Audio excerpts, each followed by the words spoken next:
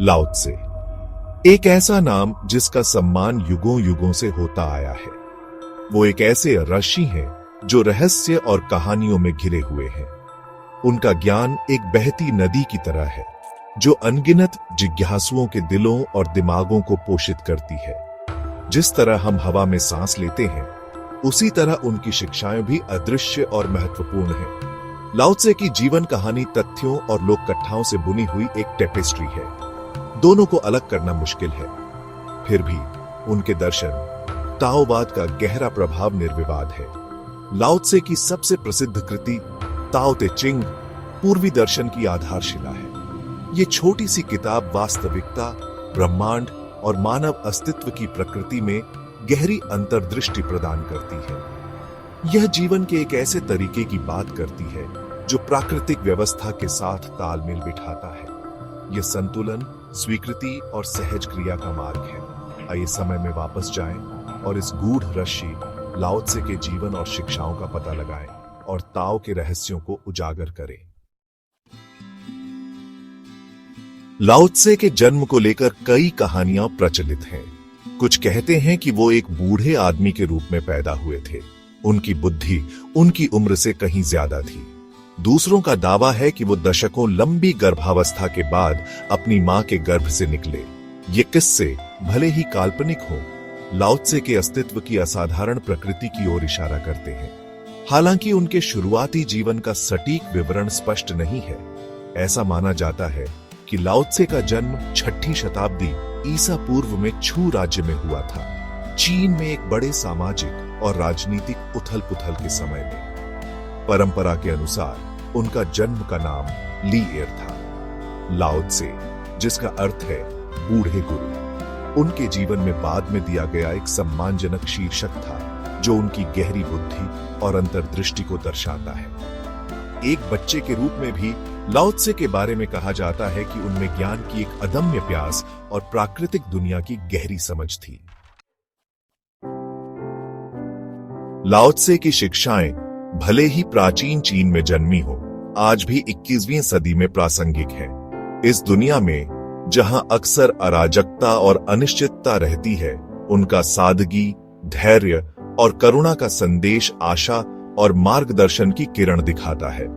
लाओ त्से हमें याद दिलाते हैं कि असली ताकत बल या प्रभुत्व में नहीं, बल्कि समर्पण, अनुकूलन और ब्रह्मांड के प्राकृतिक नियमों को अपनाने में है।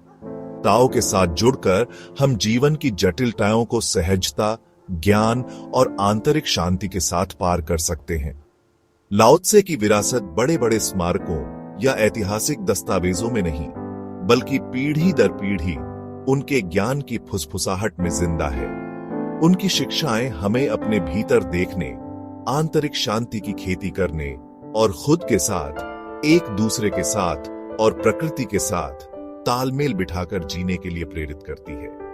एक ऐसी दुनिया में जो अर्थ और जुड़ाव की तलाश में है, लाओ त्से का संदेश पूर्णता और ज्ञान का एक कालातीत रास्ता प्रदान करता है। उनके शब्द हमें खुद को और हमारे द्वारा बसे हुए ब्रह्मांड की गहरी समझ की ओर प्रेरित, चुनौती और मार्गदर्शन करते रहते हैं। लाओ त्से के 7 गूढ़ सूत्र, ताओ ते चिंग और योग ध्यान मुद्रा में बैठे योगी जल पर प्रतिबिंब बादलों में बहता सूर्य, ये दृश्य मन में एक शांति और जिज्ञासा जगाते हैं, एक चाहत जीवन के गूढ़ रहस्यों को जानने की, समझने की। ताओ ते चिंग एक छोटा सा ग्रंथ, लेकिन उसमें छिपे हैं आत्मा, ध्यान और ब्रह्मांड के रहस्य।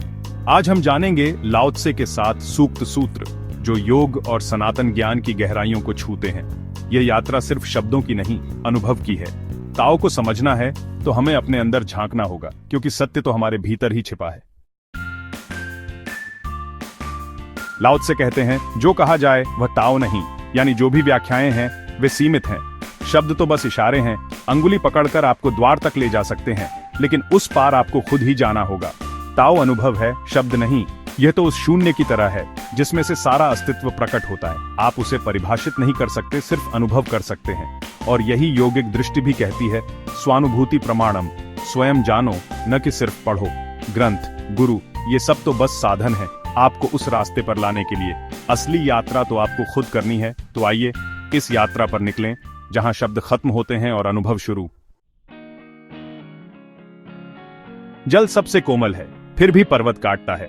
लाओ त्से की यह एक सूक्ति हमें जीवन का एक अटल सत्य बताती है। ताओ की असली शक्ति विनम्रता में है, न कि अहंकार में। जैसे जल किसी भी पात्र का रूप धारण कर लेता है, उसी प्रकार जो खुद को शून्य बना लेता है वही ताओ को धारण कर सकता है।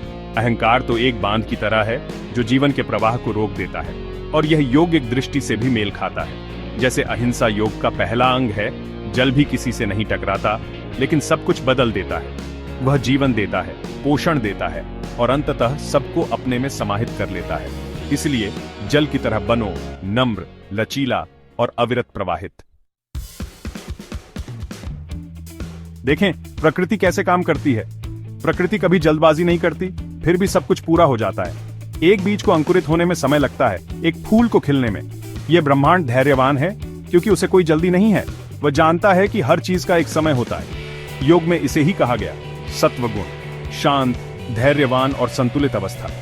जब मन शांत होता है तब आप प्रकृति के साथ तालमेल बिठा पाते हैं। जीवन एक दौड़ नहीं है, यह एक यात्रा है। इसे धीरे धीरे सावधानी से जिएं और देखें कि कैसे ताओ आपको उस रास्ते पर ले जाता है जहां आपको जाना चाहिए। आज का मनुष्य इच्छाओं के जाल में फंसा हुआ है। एक इच्छा पूरी होती है, 10 नई जन्म ले लेती है और इसी चक्रव्यूह में भटकता रहता है। कभी संतुष्टि नहीं मिलती। लाओ त्से कहते हैं, इच्छाएं दुख का मूल हैं। इच्छाएं छोड़ो, शांति पाओ। क्योंकि जब तक आप बाहर की चीजों में सुख ढूंढते रहेंगे तब तक अशांत ही रहेंगे। यह योगिक दर्शन से भी मेल खाता है। वैराग्य, पतंजलि का दूसरा मूल सूत्र यही कहता है। वैराग्य का अर्थ है इच्छाओं से मुक्ति, आसक्ति से मुक्ति। जब आप इच्छाओं को त्याग देते हैं तब आप वास्तव में स्वतंत्र हो जाते हैं। आज समाज नियमों से जकड़ा हुआ है। हर तरफ बंदिशें हैं, पाबंदियां हैं। लाओ त्से कहते हैं, अधिक नियम अधिक पाखंड। जब आप मनुष्य पर अत्यधिक नियम थोपते हैं तो वह ढोंग करने लगता है। वह नियमों का पालन तो करता है, लेकिन मन से नहीं।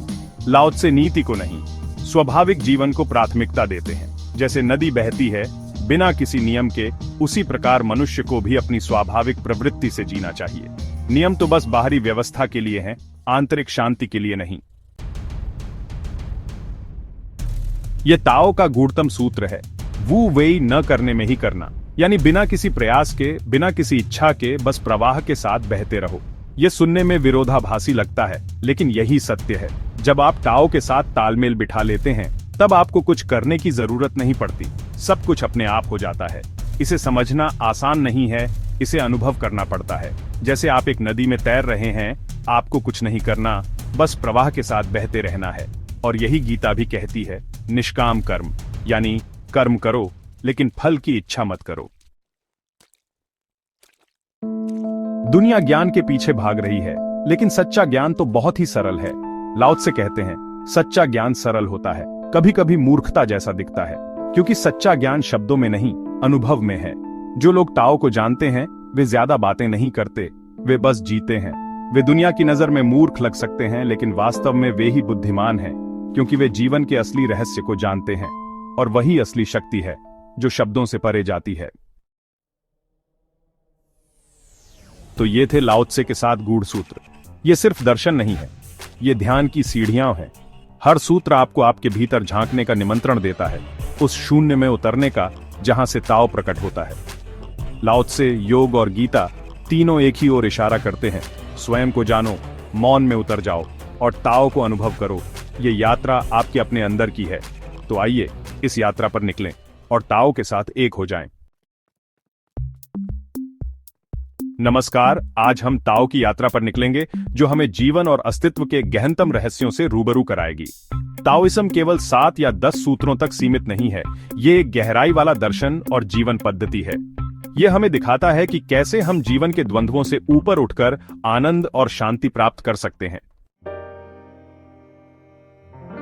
वू वेई, प्रकृति बिना किसी प्रयास के अपना कार्य करती है। पेड़ बढ़ते हैं, नदियां बहती हैं और सूर्य प्रकाश देता है। यही है वू वेई का सार, निष्क्रियता में सक्रियता। यह जीवन के प्रवाह के साथ चलने की कला है। हमारी इच्छाएं हमें उस शक्ति से दूर ले जाती हैं जो हमारे भीतर है। वू वेई हमें सिखाता है कि कैसे हम अपनी मानसिक उथल पुथल को शांत करें और उस असीम ऊर्जा के साथ तालमेल बिठाएं जो सृष्टि को चलाती है। जब हम वू वेई को समझ लेते हैं तो जीवन एक संघर्ष नहीं बल्कि एक नृत्य बन जाता है। जीवन द्वैतों से भरा है। दिन और रात, सुख और दुख, जन्म और मृत्यु, ये सभी विपरीत ध्रुव हमें घेरे रहते हैं। ताओइज्म हमें सिखाता है कि ये विपरीत ध्रुव एक ही सिक्के के दो पहलू हैं। यिन यांग का प्रतीक इसी सत्य को दर्शाता है। हम सुख चाहते हैं, दुख से डरते हैं, लेकिन यिन यांग हमें सिखाता है कि जीवन का असली सौंदर्य इस द्वैत के बीच सामंजस्य स्थापित करने में है।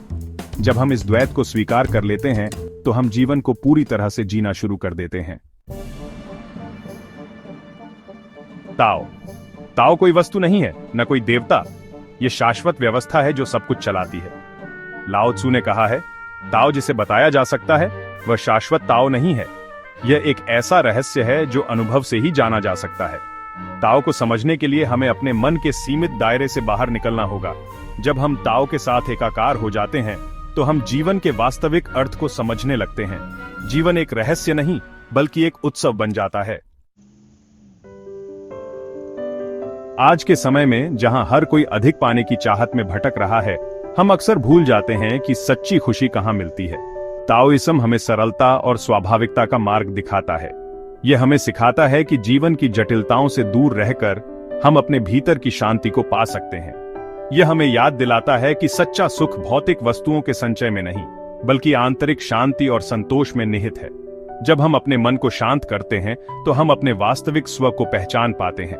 प्रकृति को देखिए, एक फूल को देखिए, उसकी सरलता और सुंदरता में कितनी गहराई है। एक पक्षी के गीत को सुनिए, उसकी मधुर ध्वनि में कितनी शांति है। प्रकृति में किसी भी प्रकार का दिखावा नहीं है। यह हमें सिखाती है कि सादगी में ही सच्ची सुंदरता है। ताओइज्म हमें यही सिखाता है, स्वयं को स्वीकार करो और अपनी वास्तविकता को अपनाओ और प्रकृति के साथ तालमेल बिठाकर जियो। जब हम प्रकृति के साथ जुड़ते हैं तो हम अपने जीवन में संतुलन और शांति पाते हैं। जब हम सरलता और स्वाभाविकता को अपनाते हैं तो हम जीवन के प्रति एक नया दृष्टिकोण विकसित करते हैं। हम जीवन की छोटी छोटी खुशियों को महसूस करने लगते हैं। तो हम जीवन के प्रति एक नया दृष्टिकोण विकसित करते हैं। हम उन चीजों की कद्र करना सीखते हैं जो हमारे पास हैं और जीवन को एक उपहार के रूप में देखना शुरू करते हैं। यह दृष्टिकोण हमें सच्ची खुशी और संतोष की ओर ले जाता है और जीवन को एक उपहार के रूप में देखना शुरू करते हैं। ताओइज्म में इनर अल्केमी का मतलब है स्वयं को भीतर से रूपांतरित करना। यह एक आंतरिक यात्रा है जहां हम अपनी चेतना को ऊंचा उठाते हैं और अपने अंदर छिपी असीम क्षमताओं को जागृत करते हैं। यह ताओइस्ट योग की एक शाखा है जिसमें श्वास, ध्यान और ऊर्जा का संतुलन सिखाया जाता है। इसका लक्ष्य आंतरिक शांति और संतुलन की प्राप्ति है। इनर अल्केमी में हमारे शरीर को एक प्रयोगशाला की तरह देखा जाता है और श्वास, ध्यान और अन्य क्रियाओं को उन उपकरणों की तरह माना जाता है जिनसे हम अपनी आंतरिक ऊर्जा को जागृत और संतुलित कर सकते हैं। चैप्टर 6, इमॉर्टैलिटी की तलाश, अमृतत्व की खोज। ताओइज्म में अमरत्व का विचार महत्वपूर्ण है। यह केवल एक शारीरिक अवस्था नहीं बल्कि एक आध्यात्मिक यात्रा है। लेकिन यहां अमरत्व का अर्थ केवल शारीरिक अमरता से कहीं अधिक गहरा है। यह आत्मा की शुद्धि और चेतना की उच्चतम अवस्था को प्राप्त करने का मार्ग है। कई ताओइस्ट परंपराएं दीर्घायु और चिरंजीवता की साधना करती थीं, जैसे औषधि, श्वास नियंत्रण और ध्यान की प्रक्रियाएं। ये प्रक्रियाएं केवल शारीरिक स्वास्थ्य के लिए नहीं थीं, लेकिन इन प्रक्रियाओं का उद्देश्य मात्र शारीरिक जीवन को लंबा खींचना नहीं था, बल्कि आत्मा की शुद्धि और चेतना की उच्चतम अवस्था को प्राप्त करना था। बल्कि चेतना को उस स्तर तक ऊंचा उठाना था जहां मृत्यु और जीवन के बंधन समाप्त हो जाते हैं। यह एक गहन आध्यात्मिक अनुभव है। ताओइज्म में अमरता का अर्थ है उस शाश्वत सत्य से एकाकार हो जाना जो मृत्यु से परे है। यह आत्मा की अनंत यात्रा है। यह उस चेतना को प्राप्त करने की बात है जो जन्म और मृत्यु के चक्र से मुक्त है। यह एक ऐसी अवस्था है जहां आत्मा शाश्वत शांति और संतुलन में होती है। चैप्टर 7, ताओइस्ट एथिक्स, ताओ का नैतिक मार्ग। ताओइज्म में नैतिकता का अर्थ किसी धार्मिक ग्रंथ में लिखे नियमों का पालन करना नहीं है, बल्कि प्रकृति के नियमों के साथ सामंजस्य स्थापित करना है। यह एक आंतरिक समझ है जो हमें सिखाती है कि हम प्रकृति के साथ कैसे तालमेल बिठा सकते हैं। यह समझने की बात है कि हम सभी एक ही स्रोत से जुड़े हैं और हमारे कर्मों का प्रभाव न केवल हम पर बल्कि संपूर्ण सृष्टि पर पड़ता है। हमारे कार्यों की गूंज पूरे ब्रह्मांड में सुनाई देती है। विनम्रता, करुणा, धैर्य, अक्रोध, ये गुण ताओवादी जीवन के स्तंभ हैं। ये गुण हमें एक बेहतर इंसान बनने में मदद करते हैं और हमारे जीवन को संतुलित और शांतिपूर्ण बनाते हैं। ताओवादी नैतिकता कहती है, don't control others, control yourself. आत्मनियंत्रण और आत्मानुशासन ताओ के मार्ग पर चलने के लिए आवश्यक हैं। जब हम ताओइस्ट एथिक्स को अपनाते हैं तो हम न केवल खुद को बल्कि अपने आसपास के लोगों को भी खुशहाल बनाते हैं। यह एक सामूहिक खुशी और संतोष की भावना को जन्म देता है। हम एक ऐसे समाज का निर्माण करते हैं जहां प्रेम, सम्मान और करुणा का स्थान होता है। यह समाज एक दूसरे के प्रति सहानुभूति और सहयोग की भावना से भरा होता है। चैप्टर 8, डेथ इन ताओइज्म, मृत्यु का दृष्टिकोण। मृत्यु। ताओइज्म हमें मृत्यु को एक अलग दृष्टिकोण से देखने का निमंत्रण देता है। यह हमें याद दिलाता है कि मृत्यु जीवन का अंत नहीं, बल्कि एक नई शुरुआत है। जैसे रात के बाद दिन आता है, वैसे ही मृत्यु के बाद भी जीवन होता है, बस उसका स्वरूप भिन्न होता है। ताओइज्म में मृत्यु को प्राकृतिक चक्र का एक हिस्सा माना गया है। मृत्यु एक रूपांतरण है, न कि अंत। जब हम मृत्यु के भय से मुक्त हो जाते हैं तो हम वास्तव में जीना शुरू करते हैं। हम जीवन के हर पल को एक अनमोल उपहार मानते हैं और उसे पूरी तरह से जीते हैं। ऊतरो, ताओ जीवन का सार। ताओ की यह यात्रा हमें दिखाती है कि जीवन एक गहरा रहस्य है और उसे समझने के लिए हमें अपने मन के सीमित दायरे से बाहर निकलना होगा। हमें प्रकृति के साथ तालमेल बिठाना होगा, अपनी आंतरिक शक्ति को जागृत करना होगा और जीवन को पूरी तरह से जीना होगा। ताओ कोई मंजिल नहीं बल्कि एक यात्रा है। यह एक ऐसी यात्रा है जो हमें स्वयं की खोज की ओर ले जाती है और हमें उस असीम चेतना से जोड़ती है जो इस सृष्टि का आधार है। नमस्कार, आज हम ताओ की यात्रा पर निकलेंगे, जो जीवन जीने का एक अद्भुत दर्शन है। यह दर्शन प्रकृति को गुरु मानता है और सच्ची शांति इच्छाओं को समझने से मिलती है। आइए इस अद्भुत यात्रा को साथ मिलकर शुरू करते हैं। ताओ। ताओ कोई धर्म नहीं बल्कि जीवन है। ये वह अदृश्य शक्ति है जो सृष्टि को सहजता से चलाती है। जैसे सूरज उगता है, नदी बहती है, फूल खिलता है, यह सब ताओ का प्रवाह है। प्रकृति ताओ का सबसे बड़ा उदाहरण है। पेड़ों को उगने के लिए किसी धर्म ग्रंथ की जरूरत नहीं, नदियों को बहने के लिए किसी गुरु की जरूरत नहीं। ताओ तो बस है, एक अविरल प्रवाह जो हमें अपने साथ लिए चलती है। जिंदगी एक नृत्य है और ताओइज्म कहता है, इस नृत्य को सहजता से करो। यही वू वेई का सिद्धांत है, करो लेकिन जोर मत लगाओ। जैसे पानी अपनी राह खुद बना लेता है, पत्थर को हटाने के बजाय उसके इर्द गिर्द बहता है। जीवन में बाधाओं से जूझो मत, बल्कि उन्हें समझो, उनके साथ बहो। वू वेई का अर्थ है ताओ के साथ तालमेल बिठाकर चलना। ये प्रवाह में रहना है, संघर्ष से नहीं। वू वेई आपको उस अंदरूनी संघर्ष से मुक्ति दिलाता है और आपको जीवन की सहज धारा में बहा ले जाता है। ताओइज्म में प्रकृति को गुरु माना जाता है। जैसे एक बच्चा अपने माँ बाप से सीखता है, वैसे ही ताओइज्म आपको प्रकृति से सीखने के लिए प्रेरित करता है। देखो कैसे ऊंचे पहाड़ सदियों से खड़े हैं, कैसे समुद्र अपनी सीमा में रहता है, कैसे चींटी लगातार मेहनत करती है। प्रकृति में हर चीज संतुलन में है, हर चीज ताओ के साथ तालमेल बिठाकर चल रही है। प्रकृति आपको सिखाती है कि नम्रता में ही असली ताकत है। जैसे जल झुकता है लेकिन पर्वत काट देता है। प्रकृति की गोद में बैठो, उसकी भाषा समझो और देखो कैसे आपका जीवन भी ताओ के साथ तालमेल बिठा लेता है। जीवन विरोधाभासों का खेल है। जहां प्रकाश है वहां अंधेरा भी है, जहां खुशी है वहां दुख भी है। ताओइज्म कहता है कि ये विरोधाभास वास्तव में विरोधी नहीं है, बल्कि एक ही सिक्के के दो पहलू हैं। यही है यिन यांग का सिद्धांत। यिन यांग का प्रतीक एक गोला है जो दो भागों में बंटा है, एक काला एक सफेद। लेकिन दोनों हिस्सों के बीच एक बिंदु है जो दर्शाता है कि हर अंधेरे में प्रकाश छुपा है और हर प्रकाश में अंधेरा। यिन यांग हमें सिखाता है कि जीवन में संतुलन बनाए रखना कितना जरूरी है। अगर आप हमेशा खुशी के पीछे भागेंगे तो दुख आपको और भी ज्यादा सताएगा, लेकिन अगर आप दुख को भी जीवन का हिस्सा मानकर स्वीकार कर लेंगे तो खुशी का आनंद दोगुना हो जाएगा। ताओइज्म जीवन के अनुभवों से नैतिकता को उगाता है। यह आपको खुद से, प्रकृति से और ताओ से जुड़ने के लिए प्रेरित करता है।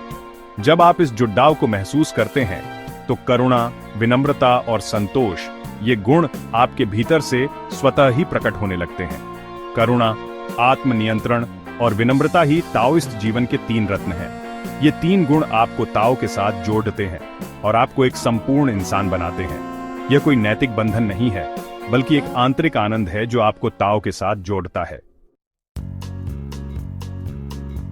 ताओइज्म इच्छाओं को त्यागने की नहीं, उन्हें नियंत्रण में रखने की बात करता है। इच्छाएं जीवन का हिस्सा हैं, लेकिन जब इच्छाएं आप पर हावी होने लगती हैं, तो आप भटक जाते हैं। ताओइज्म आपको सिखाता है कि अपनी इच्छाओं को पहचानो, उन्हें समझो, लेकिन उनके गुलाम मत बनो। जब तुम ताओ में हो, तो तुम्हारे भीतर से जरूरतें खुद कम हो जाती हैं। वास्तविक खुशी किसी वस्तु या परिस्थिति में नहीं, बल्कि आपके अंदर है। और जब आप अपने अंदर से पूर्ण होते हैं, तो बाहरी इच्छाएं आपके लिए मायने नहीं रखती। ताओइज्म में आध्यात्मिकता का अर्थ है खुद को जानना, खुद को पहचानना। यह कोई धार्मिक क्रियाकलाप नहीं है, बल्कि एक आंतरिक यात्रा है। ताओइस्ट योग और साधना का लक्ष्य है चिंतन, मौन और ऊर्जा संतुलन, आत्मिक शांति। यह आपको सिखाता है कि कैसे अपने मन को शांत करें, कैसे अपनी ऊर्जा को संतुलित करें और कैसे अपने अंदर छुपे उस परम सत्य का अनुभव करें। इसमें की या ची ऊर्जा को जागृत और संतुलित करने की विधियां होती हैं। ताओइस्ट साधना में ध्यान, योग तथा ऊर्जा कार्य जैसे ताई ची और चीगोंग शामिल हैं। यह एक ऐसी प्रक्रिया है जो आपको अंदर से पूरी तरह बदल देती है और आपको उस परम आनंद का अनुभव कराती है जो ताओ के साथ जुड़ने से मिलता है। ताओइज्म का मानना है कि एक आदर्श समाज वही है जहां लोग ताओ के सिद्धांतों के साथ जीवन जीते हैं। लाओ त्से ने राजा और शासक को भी ताओ का पालन करने को कहा। शासक वह हो जो सबसे कम बोले और सबसे अधिक सेवा करे। जहां नेता नम्र और सेवाभावी होते हैं, जहां लोग प्रकृति के साथ सामंजस्य बिठाकर रहते हैं और जहां शांति और संतुलन को सबसे ज्यादा महत्व दिया जाता है। ताओइज्म में माना जाता है कि असली ज्ञान शब्दों से परे है। ताओ को समझा जा सकता है, पर कहा नहीं जा सकता, क्योंकि शब्द तो मन की उपज है और मन सीमित है, जबकि ताओ असीम है, अनुभव करने की चीज है, महसूस करने की चीज है। इसलिए ताओइज्म मौन को बहुत महत्व देता है। मौन में ही आप अपने भीतर झांक सकते हैं और ताओ का अनुभव कर सकते हैं। ताओइज्म कहता है कि ध्यान कोई क्रिया नहीं है, बल्कि एक अवस्था है। यह उस सच्चाई को पहचानने का नाम है जो आपके अंदर हमेशा से मौजूद है। ताओइस्ट ध्यान कोई विधि नहीं, बल्कि सजगता और सहजता है। यह कुछ करना नहीं के भाव में गहरी उपस्थिति है। यह उस शांति का अनुभव है जो आपके विचारों के शांत होने पर स्वतः ही प्रकट होती है। ताओ कोई मंजिल नहीं है, बल्कि एक अनवरत यात्रा है, खुद को जानने की यात्रा, ताओ के साथ एकाकार होने की यात्रा। यह यात्रा आसान नहीं है, लेकिन यह यात्रा आपको उस आनंद और उस शांति से रूबरू करा सकती है जिसकी आपने हमेशा से तलाश की है।